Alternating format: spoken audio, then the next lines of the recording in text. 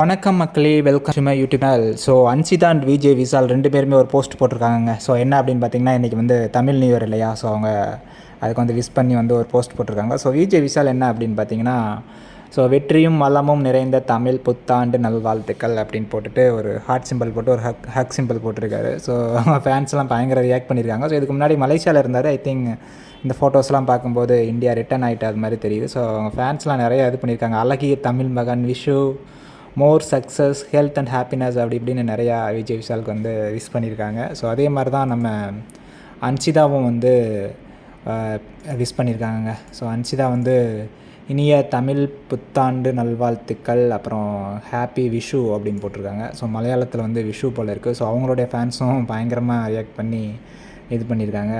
அசினோ so pretty அப்படின்னு போட்டிருக்காங்க. ஏன்னா அவங்க வந்து ஒரு சாரியில் வந்து போட்டிருக்காங்க. ஒரு ஹிந்து டெம்பிளில் போய் அந்த ஃபோட்டோ எடுத்திருக்காங்க.